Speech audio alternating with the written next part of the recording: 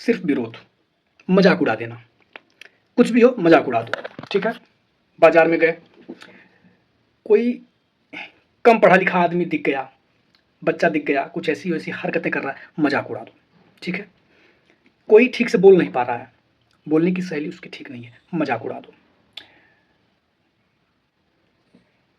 अभी एक वीडियो में देख रहा था, उसमें एक चैनल वाले जो भी हैं वो इंटरव्यू ले रहे थे। वो मुस्लिम महिला थी, उनसे पूछे ठीक है आप असली मुस्लिम कौन है, मैं सुन्नी हूँ और सिया। तो कह रही हैं कुछ लोग को थूक के देते हैं, मजाक उड़ा दो, मजाक उड़ा दो। दलित, पिछड़ा, गरीब ब्राह्मण, गरीब छत्री, मजाक उड़ा दो बस। और सरकार के भी कुछ लोग आके जो है सामने से बोल देंगे कि बोल क्या देंगे, ध्रुवीकरण कर देंगे, तुष्टीकरण कर देंगे, एक दूसरे से लड़ा डालेंगे, मार डालेंगे, हाई लेवल की बात करने लगेंगे। ये जड़ कहाँ पे है इन सब चीज़ों की? मजाक उड़ाने से और सिर्फ विरोध बतियाने से काम चलेगा? समाधान भी तो कुछ होना चाहिए। देखिए साहब, समाधान प्राइमरी शिक्षा में छुपा है, जहां पे शुद्ध रूप से प्रशासनिक लचरता दिख रही है, प्रशासनिक पंगुता दिख रही है, इवन यह भी कह सकते हैं कि बौद्धिक पंगुता दिख रही है, बौद्धिक पंगुता है। आप किसी एक, आप जब एक टर्म आता है परसुएशन, परसुएट किसको किया जाता है? जब छोटे बच्चे होते हैं, परसुएट बड़े बड़े लोगों को भी किया जाता है, लेकिन आदतों में बदलाव किसके होता है सबसे ज्यादा? जब बच्चे छोटे होते हैं। इसीलिए जापान में, फ्रांस में, यूरोप के बहुत सारे देशों में प्राइमरी के अध्यापकों का बहुत सम्मान होता है, सबसे ज्यादा सम्मान, क्योंकि वो जो है उस घड़े को आकार देते हैं। हमारे यहाँ तो छोटे भैया नेतों का सम्मान होता है, ठीक है। हमारे यहाँ तो कोई डकैती करके रुपया बटोर लिया है उसका सम्मान होता है। हमारे यहाँ तो कोई छिनरपन करके चार्टर प्लेन से चल रहा है उसका सम्मान होता है। बात सिर्फ मजाक उड़ाने की नहीं है। शिक्षा व्यवस्था के लिए तुम बजट पास कर दोगे, वहां से पैसा नीचे आते आते सबको चाहिए, कैसे चाहिए? अभी एक वीडियो वायरल हो रहा था कि एक प्राइमरी स्कूल में 900 ml दूध जो है अमूल मोती एक बाल्टी पानी में 10 या 12 लीटर पानी में डाल के पूरा दूध बच्चों को बांटा जा रहा था, ठीक है। सरकार फंड कितना दे रही है, और फंड दे रही है तो नीचे पहुंच कितना रहा है? जेलों की दुर्दशा है। समस्या देखो, समस्या क्या है? अब हर चीज देखो, अभी बार बार मुद्दे से भटकना पड़ रहा है, लेकिन फिर भी सुनिए। अभी जस्टिस सूर्यकांत ने सीधा विरोध किया कि एनसीईआरटी में एक चैप्टर है जहां पे जुडिशरी में भ्रष्टाचार करप्शन का चैप्टर है, ठीक है, नो डाउट। जस्टिस सूर्यकांत का बहुत लोग विरोध किए। मैं आपसे पूछता हूं कि क्या सिर्फ जुडिशरी में भ्रष्टाचार है? मैं इस चीज को खारिज नहीं कर रहा हूं, नो डाउट 3 करोड़ से ज्यादा केसेस पेंडिंग में है, इवन जजों की भी कमी है। बहुत सारे जजों के पास जो कानून से, जो संविधान से उनको विवेकाधिकार की शक्ति दी गई है, शायद उसका दुरुपयोग करते होंगे, नो डाउट। हाल के कुछ सालों में जजों के ऊपर जो है 8600 से ज्यादा मामले आए हैं, उनकी शिकायतें आई हैं, नो डाउट होता होगा। लेकिन क्या जायज है? विधायिका में भ्रष्टाचार क्यों नहीं उस पर लिखा गया है? प्रशासनिक भ्रष्टाचार क्यों नहीं है? ब्यूरोक्रेसी का भ्रष्टाचार सबसे बड़ा भ्रष्टाचार है, क्यों नहीं है? तो जब भ्रष्टाचार पर ही चैप्टर है तो उसमें सबकी चर्चा करो ना भाई, सबकी चर्चा करो। भ्रष्टाचार तो भारत के खून में है, बर्बाद गुलिस्ता करने को बस एक ही उल्लू काफी है, और जहां हर डाल पे उल्लू बैठा है, अंजामे गुलिस्ता क्या होगा? है? भारत में तो भ्रष्टाचार खुदा बन के बैठा है। जाहिर शराब पीने दे मस्जिद में बैठकर, या वो जगह बता दे जहां पर खुदा ना हो। भारत में कोई एक जगह बता दो जहां भ्रष्टाचार ना हो। यहाँ तो ईमानदार लोगों को उंगली पे गिना जा सकता है? हम लोग उदाहरण पढ़ते हैं, ई श्रीधरन, टी एन शेषन, अशोक खेमका, बस उदाहरण के लिए है कुछ चंद नाम। ज्यादातर संख्या किसकी? सरकारों को पता है, मुलाजिमों को पता है, सबको पता है। तो यहां समस्या क्या है कि आप सीधे बोल दे रहे हैं कि मजाक उड़ा दे रहे हैं। नैतिकता का विकास प्राइमरी स्तर पे सबसे जरूरी है, जो देश की व्यवस्था को बदलता है।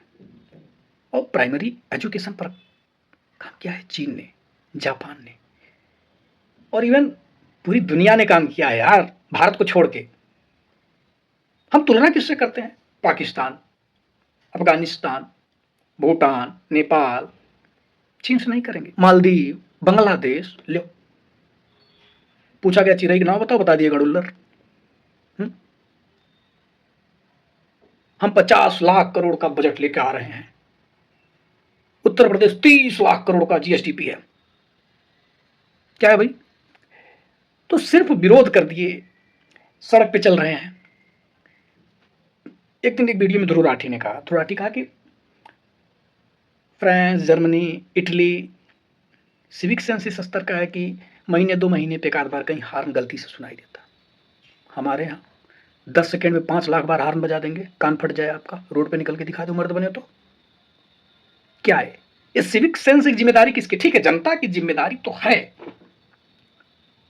लेकिन जो जो इस चीज का पालन नहीं करता उसको पनिश करने की जिम्मेदारी किसकी है? आपका सिस्टम ही करप्ट है। किसी के ऊपर अभियोग लग जाएगा,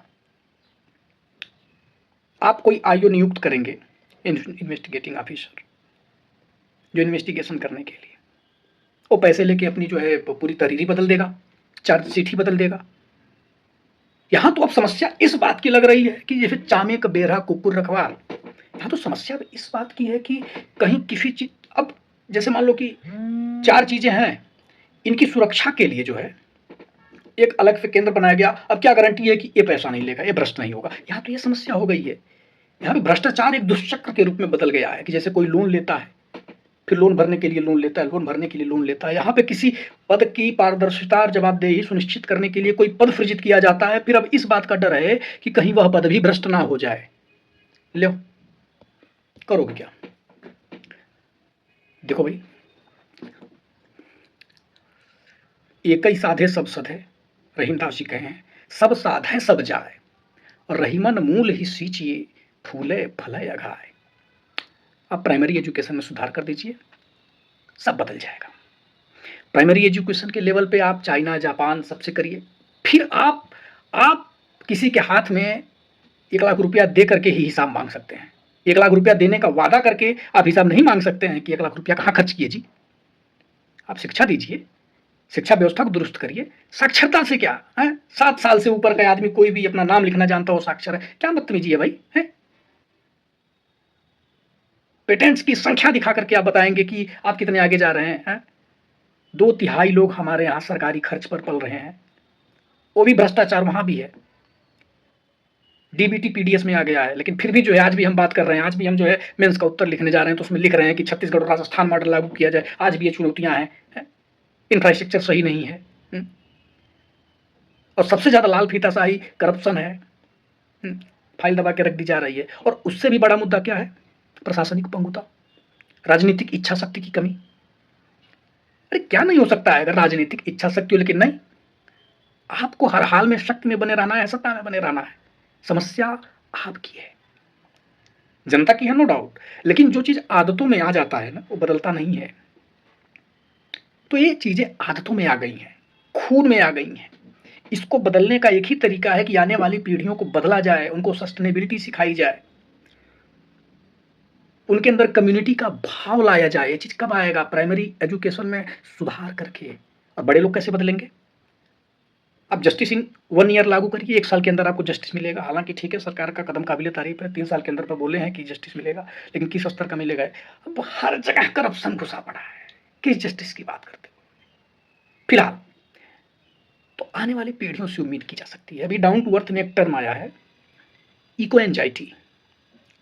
इको एंजाइटी आज की वह इस चीज को लेकर के बड़े परेशान है, डिप्रेशन में चले जा रहे हैं कि आने वाले समय में क्या होगा पर्यावरण को लेकर के, जलवायु परिवर्तन को लेकर के। तो सिर्फ मजाक उड़ा देना कोई विकल्प नहीं है कि आप मार्केट में गए, किसी को फटी हुई धोती पहन के देख लिए, फटा हुआ कपड़ा पहन के देख लिए, नाचते गाते देख लिए, मजाक उड़ा दिए। आप शिक्षित किए होते, आपकी जिम्मेदारी थी। उसके बाद वह स्वतंत्र होकर निर्णय लेता या निर्णय लेती हो, आपने अपना काम तो किया नहीं। आप किसी चीज को, किसी को लावारिश छोड़ दीजिए ऐसे पढ़ने के लिए, और बाद में अगर वो नचनिया निकल जाए तो आप बोलेंगे नचनिया है। आप अपनी जिम्मेदारी से भाग गए, आप इस देश के भविष्य को गर्त में डाल रहे हैं।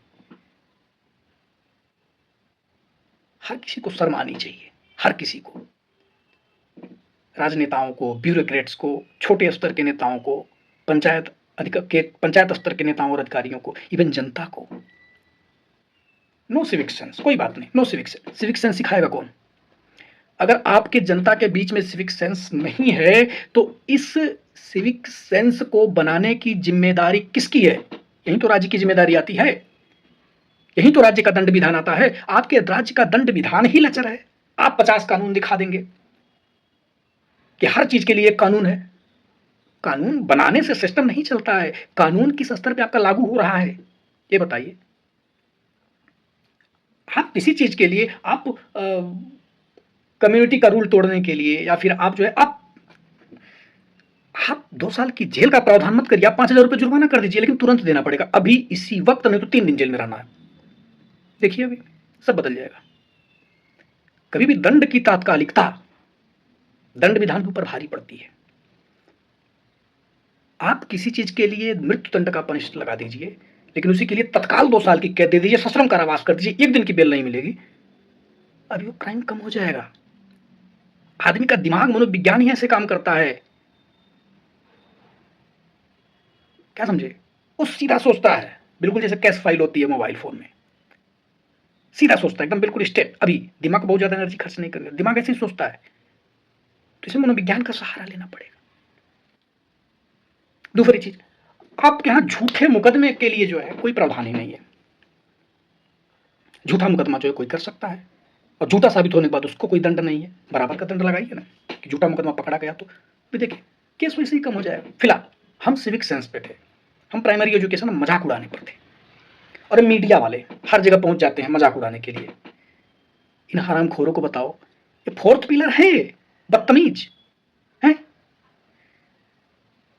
ये पैसे के पीछे भागने वाले, तलवे चाटने वाले, पत्रकारिता की पूरी गरिमा गिरा के रख दी है, बदतमीज है। ये बुर्ज खलीफा पे बम गिरवा रहे हैं, भारत पाकिस्तान युद्ध में लाहौर और कराची को कब्जा करवा दिए थे। अरे बेशर्मी की भी सीमा होती है, और अपने आप को बोलते हैं 4th पिलर। ये इतने तुच्छ हैं कि इनके कुछ मुलाजिम जाकर के बहुत सारे अधिकारी के पास जाते हैं, उनका वीडियो बनाकर उनको ब्लैकमेल करके 1,000-2,000 रुपया लेते हैं। जाओ पता कर लो जमीनी स्तर पे। इनके खिलाफ बोलोगे तो कैमरा माइक लेकर तुम्हारे पीछे पड़ जाएंगे। क्या उखाड़ लोगे जी? गीता में भगवान ने कहा ना, व्यक्तिगत लाभ हानि के ऊपर ही जो उठ के ऊपर नहीं उठ पाता है, जो इसी के आसपास सोचता है, वहीं से तो पाप की गंगा निकलती है। अरे दुष्ट, यही तो पूरा देश कर रहा है। 4th पिलर हमें, we are the 4th pillar of democracy. 4th pillar हो तुम। अरे तुम टूटा हुआ भी पिलर नहीं हो, लंगड़ा पिलर भी नहीं हो तुम, तुम्हारी हैसियत ही खत्म है। तुम सिर्फ सरकार के तलवे चाटते तो समझ में आता, सरकार के तलवे चाटोगे तो पक्ष विपक्ष बट जाएगा, कुछ पक्ष के चाटेंगे, कुछ विपक्ष के चाटेंगे, कम से कम जनता का कुछ पक्ष रखा जाएगा। लेकिन तुम हरामखोर, पैसा, फेम, पत्रकारिता है, पत्रकारिता करते हो। खैर, तो सूर्यकांत जी, जस्टिस सूर्यकांत जी बहुत सही कहे, ठीक है कोई बात नहीं, लेकिन अगर जिक्र ही है तो सबका करो, और अगर चैप्टर हटा रहे हो तो निवारण करो। हमको सोल्यूशन चाहिए, निवारण करो इस चीज का। आने वाली पीढ़ियों को सस्टेनेबिलिटी सिखाओ, प्राइमरी स्कूलों की संख्या बढ़ाओ। और तुम्हारी क्षमता नहीं है अगर संख्या बढ़ाने की, तो 10, 20, 50 स्कूलों को मर्ज करके चाइना मॉडल पे बड़े स्कूल बनाओ, जहाँ पे 10,000, 15,000 बच्चे पढ़ सकें। कम्युनिटी के लिए बसेस की व्यवस्था करो, कौन करेगा? इंफ्रास्ट्रक्चर बनाओ। शहरों में तुम जाकर के बोलोगे कूड़ा लोग फेंक रहे हैं रोड पे, बिल्कुल गलत है। इस चीज का समर्थन नहीं किया जा सकता है कि लोग कूड़ा फेंक रहे हैं रोड पे, लेकिन इस बात का भी समर्थन नहीं किया जा सकता है कि शहर के किसी नुक्कड़ पे तुम्हारा वो जो है कूड़े का बकेट नहीं रखा हो। किसकी जिम्मेदारी है? एनजीओ लगाएगा? बदतमीजी की सीमा होती है। हर चीज में जनता को दोष दे दोगे और जनता सरकार को दोष दे देगी। ये जवाबदेही है। लोक सेवा आयोगों के पास जाओ, प्रदेश के विभिन्न जो भर्ती वाली संस्थाएं हैं सरकारी भर्ती की, पारदर्शिता नाम की चीज नहीं है भाई। क्यों? जनता में से उठा के तुमको सरकारी जो जनता के लिए शासन चलाने के लिए, हम भारत के लोगों को का शासन चलाने के लिए यहाँ पे तुम सरकारी मुलाजिम भर्ती करने वाले हो, पारदर्शिता क्यों नहीं होनी चाहिए? नहीं, कोई पारदर्शिता नहीं, इनकी कोई किसी के प्रति कोई जवाबदेही नहीं है। देखो मैं सच बता रहा हूं, हाँ एक बात और, बाहर जाओ बाथरूम करते हुए मिल जाएंगे रोड पे, दिल्ली की मैं बात कर रहा हूं, बाथरूम करते मिल जाएंगे रोड पे। क्यों ना करेंगे बताओ? क्यों ना करें? वो कहाँ करें? तुम्हारे जेब में जाके करेंगे? तुम पब्लिक पब्लिक प्लेस पे कितने शौचालय तुम एनजीओ बनाएगा? मैं जाके दिन भर काम करके 2000 रुपये लेकर के बनवाऊंगा? टैक्स किस लिए लेते हो? किसकी जिम्मेदारी है? हर 500 मीटर पे एक बाथरूम क्यों नहीं होना चाहिए? फिर तुम बोलोगे लोग गंदा कर देते हैं। कम्युनिटी का भाव डेवलप कौन करेगा? आदमी प्लेन स्लेट की तरह पैदा होता है। इसमें शिक्षा द्वारा चीज़ों को, परिवार, शिक्षा, समाज के द्वारा तुमने सामाजिक माहौल बना कैसा रखा है? इसलिए तो कह रहे हैं प्राइमरी एजुकेशन में सुधार। तुम्हें शिक्षा में सुधार नहीं करना है। तुम भर्ती करोगे, तुम कोर्स चला दियो, बीएड कर लो, बीटीसी कर लो मास्टर बनने के लिए। गजब की एलिजिबिलिटी है यार। ऑल इंडिया सर्विस क्यों नहीं हो सकती है? जिस देश से, जिस जिस पढ़ाई से, जिस चीज से पूरे देश का भविष्य तैयार होता है, उसके लिए तुम एक पर्टिकुलर कोर्स बना दिए हो। यूपीएससी की तरह आईएएस, पीसीएस, आईएएस और आईबीएस के एग्जाम की तरह ऑल इंडिया एजुकेशन सर्विस क्यों नहीं होनी चाहिए? बस देखो, समस्या है कि फिर वही बात है, ये चीजें जो चल रही है ना, एक क्रांति का बीज बो रही है। और सबके लिए अच्छा है ये चीज कि ये जब तक ये चीजें चल रही हैं ना, जब तक चल रही हैं, ये भूले रहें इसी में, फ्री बीज के चक्कर में। हाँ, भूले रहें, धर्म और जात पे लड़ाने के चक्कर में भूले रहें। लेकिन ये बहुत समय तक नहीं चलने वाला है, बहुत समय तक नहीं चलने वाला है।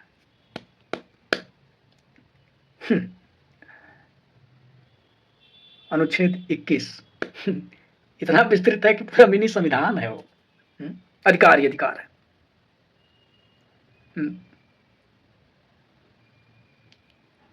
51 ए। खैर, फिलहाल बहुत बुरा लगता है, बहुत बुरा लगता है सब चीज। स्तब्ध हूं, स्तब्ध हूं फिलहाल। नमस्कार।